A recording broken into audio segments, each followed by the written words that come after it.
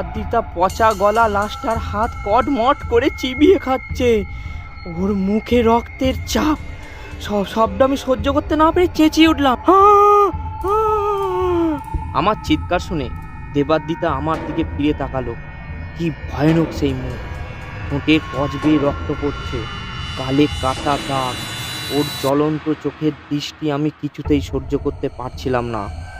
ও আমায় কর্কশ গলায় বলে উঠল, কি রে, কি দেখছিস অমন করে?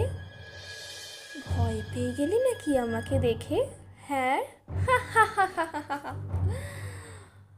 কিছু বছর আগে আমি যেরকম ভাবে মরে গেছিলাম, আজকে তোকেও সেইভাবেই মরতে হবে। আমি কি করব কিছুই বুঝে উঠতে পারছিলাম না। কোনো কিছুই না ভেবে ঘর থেকে এক ছুটে বেরিয়ে গেলাম। দৌড়াতে দৌড়াতে কোথায় যাচ্ছি